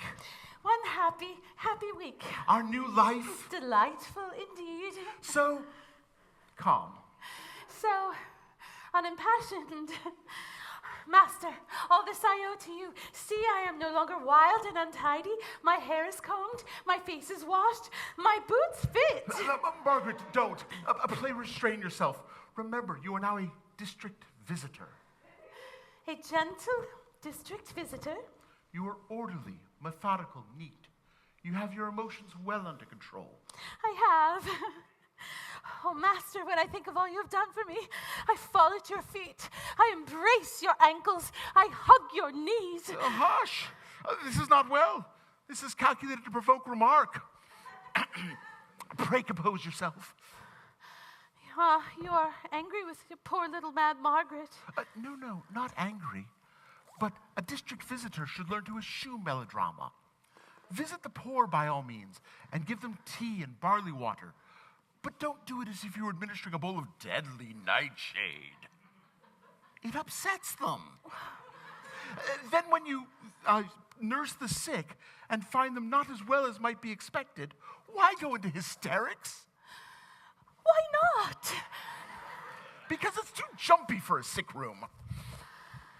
How strange. Oh, Master, how shall I express the all-absorbing gratitude Now? Yes, dear, I know. It shan't occur again. Shall I tell you one of poor Mad Margaret's old thoughts? Well then, when I am lying awake at night, and the pale moonlight streams through the latticed casement, strange fancies crowd upon my poor mad brain, and I sometimes think that if we could hit upon some word for you to use whenever I am about to relapse, some word that teems with hidden meaning, like Basingstoke. It might recall me to my saner self, for after all, I am only Mad Margaret, Daft Meg, poor Meg. Poor child, she wanders. But soft, someone comes. Margaret, recollect yourself. Basingstoke, I beg. Margaret, if you don't Basingstoke at once, I shall be seriously angry. Basingstoke it is. Then make it so. His young wife. This visit is unexpected. Shall I fly at him? Shall I tear him limb from limb? Shall I rend him asunder? Say but the word of Basingstoke. Basingstoke it is. Then make it so. My brother, I call you brother still, despite your horrible profligacy. We have come here to urge you to abandon the evil course to which you have dedicated yourself, and, at any cost, to become a pure and blameless ratepayer. I've done no wrong yet. No wrong. He has done no wrong. Did you hear that? Basingstoke? Oh, Basingstoke it is. My brother, I still call you brother, you observe. You forget that you have been, in the eye of the law, a bad baronet of Ruggigore for 10 years, and you are therefore responsible, in the eye of the law, for all the misdeeds committed by the unhappy gentleman who occupied your place. I see. Bless my heart, I never thought of that. Was I very bad? Awful, wasn't he? And I've been going on like this for how long? 10 years. Think of all the atrocities you committed in that time. Remember how you trifled with this poor child's affections, how you brought her hopes up on high. Don't cry, my love. Basingstoke, you know. Only to trample them in the dust when they were at the very zenith of their fullness. Oh, fie, sir, fie. She trusted you. Did she? Oh, what a scoundrel I must have been. There, my dear, don't cry. It's all right now. Birmingham, you know, Birmingham. It's Basingstoke. Basingstoke, of course it is. Basingstoke. Then make it so. Yeah, there, it's all right. He's married you now. That is, I've married you. I say, which one of us has married her? Oh, I've married her. Oh, well, I'm glad of that. Yes, he's married you, and anything more disreputable than my conduct seems to have been, well, I can't even imagine. But my mind is made up. I will defy my ancestors. I will refuse to obey their behests, and thus, by courting death, atone in some degree for the infamy of my career. I knew it. God bless you. Basingstoke. Basingstoke it is.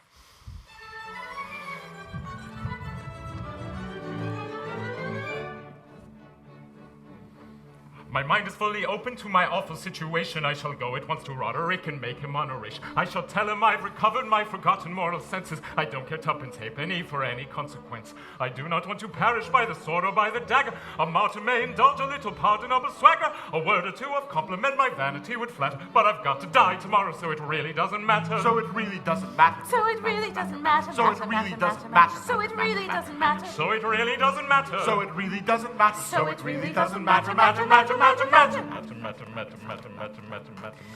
If I were not a little mad and generally silly, I should give you my advice upon the subject willy-nilly. I should show you in a moment how to grapple with the question, and you'd really be astonished at the force of my suggestion. On the subject I shall write you a most valuable letter, full of excellent suggestions when I feel a little better. But at present I'm afraid I am as mad as any hatter, so I'll keep them to myself, for my opinion doesn't matter. Her opinion doesn't matter. Her opinion doesn't matter. Her opinion doesn't matter. Her opinion doesn't matter. My opinion doesn't matter. Her opinion doesn't matter. Her opinion doesn't matter.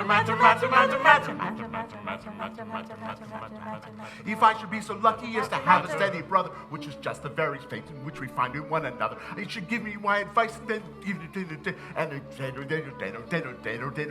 my existence would have made a rather interesting idyll, and I might have lived and died a very decent in a widow. This particularly rapid, unintelligible haphazard isn't generally heard. If it is, it doesn't matter. If it is, it doesn't matter. If it is, it doesn't matter. If it is, it doesn't matter. If it is, it doesn't matter. This particularly rapid, unintelligible patter isn't generally heard, and if it is, it doesn't matter. This particularly rapid, unintelligible patter isn't generally heard, and if it is, it doesn't matter.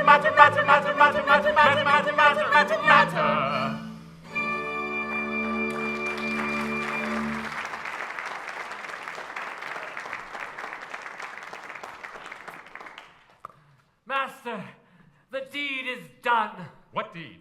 She is here, alone, unprotected. Who? The maiden. I've carried her off, and I had a tough time of it, too. She fought like a tiger cat. Great heaven, I had forgotten her. Oh, I had hoped to have died unspotted by crime, but I am foiled again, and by a tiger cat. Produce her and leave us.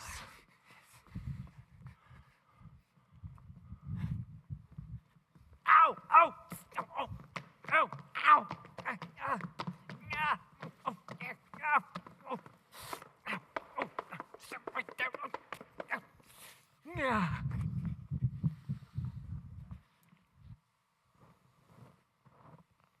Oh, Dame Hannah, this is not what I expected. Well, sir, and what would you with me? Oh, you have begun bravely, bravely indeed. Unappalled by the calm dignity of blameless womanhood, your minion has torn me from my spotless home and dragged me, blindfold and shrieking, through hedges, over stiles, and across a very difficult country, and brought me, helpless and trembling, at your mercy. But not helpless, coward, sir, for approach one step, nay, but the 20th part of one poor inch, and this Honyard shall teach ye what it is to lay unholy hands on old Stephen Trusty's daughter. Madam, I am extremely sorry for this. Anything more correct, more deeply respectful than my intentions towards you, it would be impossible for anyone, however particular, to desire. I will not be tricked by smooth words, hypocrite. But be warned in time, for there are yet 100 gallant hearts whose trusty blades would hack him limb from limb, who dared to lay unholy hands on old Stephen Trusty's daughter. And this is what it is to embark upon a career of unlicensed pleasure? Hark ye, miscreant. You've secured me and I am your poor prisoner.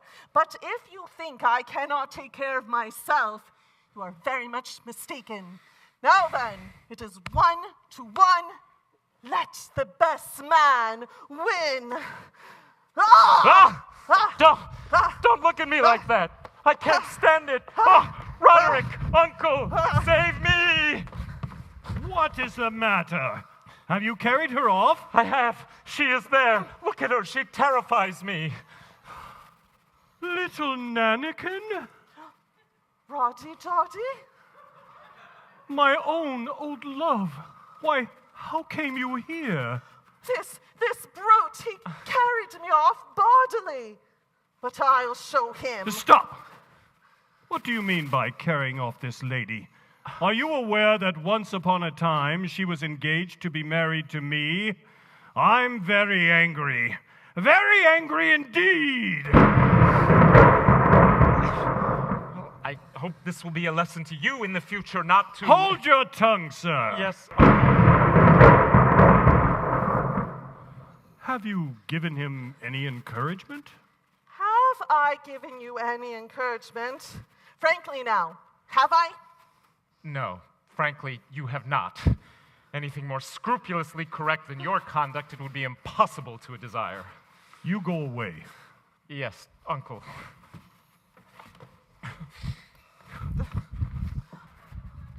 This is a strange meeting after so many years. Very. I thought you were dead. Oh, I am.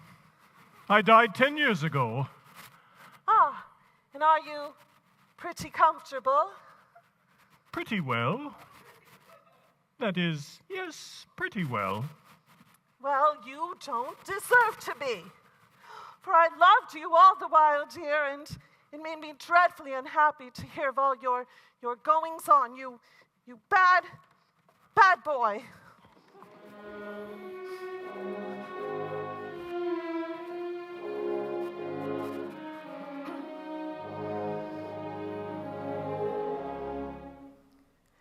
There grew a little flower 'neath a great oak tree. When the tempest 'gan to lower, little heeded she. No need had she to cower, for she dreaded not its power. She was happy in the bower of a great oak tree. Sing hey, like a day.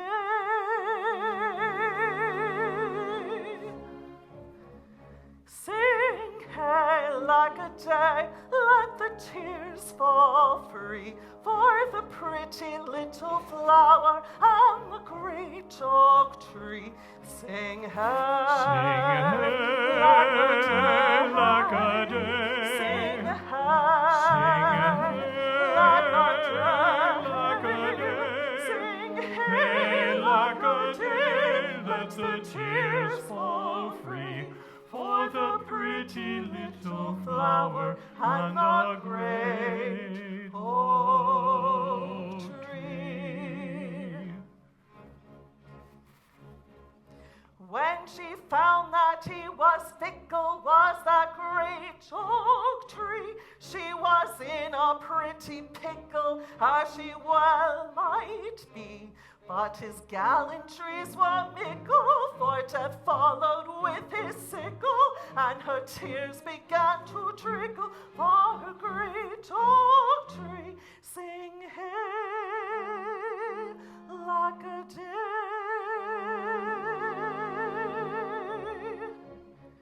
Sing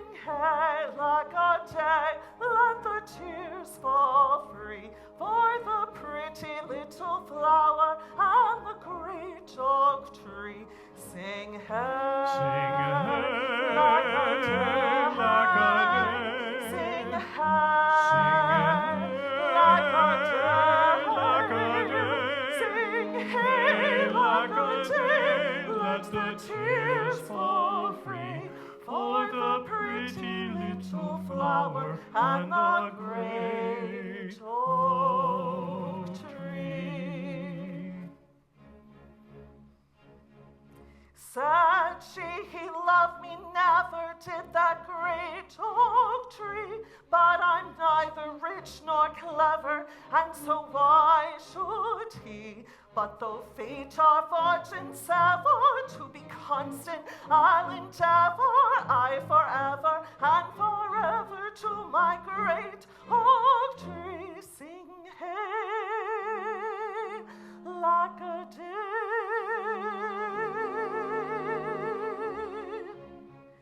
Sing hey, lack-a-day, let the tears fall free for the pretty little flower and the great oak tree. Sing hey, lack-a-day, sing hey, lack-a-day, sing hey, lack-a-day, let the tears fall free for the pretty little flower and the great oak tree. Sing hey, lack-a-day, hey, lack-a-day, lack-a-day,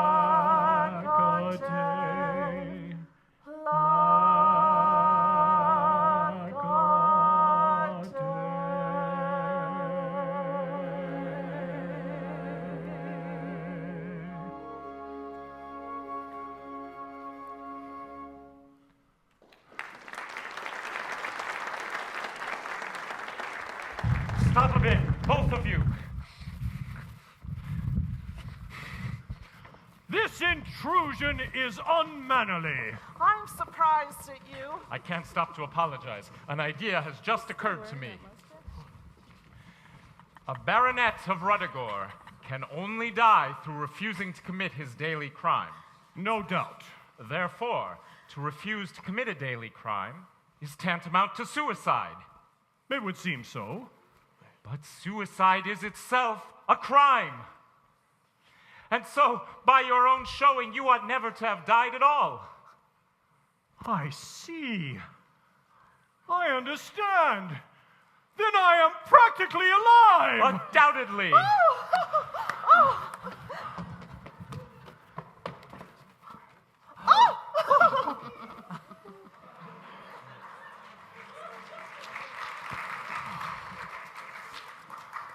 Rose, when you believed I was a simple farmer, I believe you loved me. Madly, passionately. And if I should turn out not to be a bad baronet after all, how would you love me then? Passionately, madly. As before. Why, of course. My darling.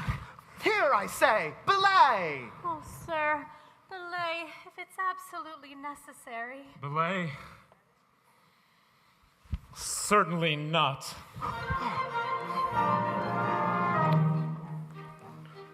When a man has been a naughty baronet and expresses deep repentance and regret, you should help him if you're able, like the mousie in the fable. That's the teaching of my book of etiquette. That's the teaching of a book of etiquette. Having been a wicked baronet a week, once again a modest livelihood I seek. Agricultural employment is to me a keen enjoyment, for I'm naturally diffident and meek. For he's naturally diffident and meek.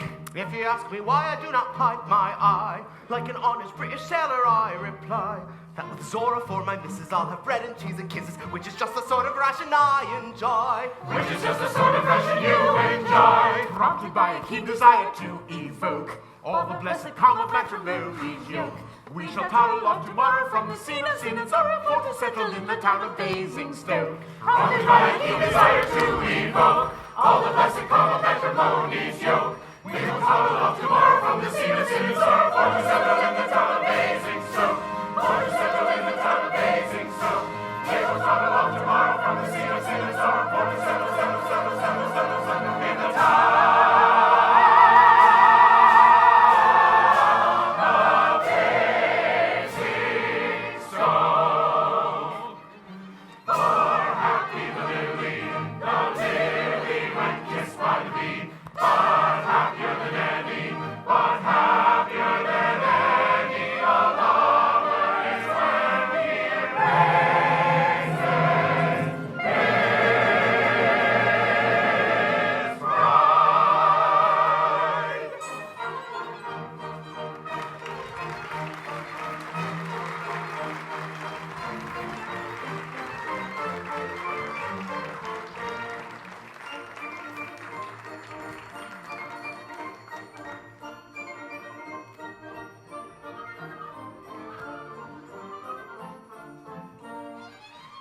happy the lily was kissed by the bee.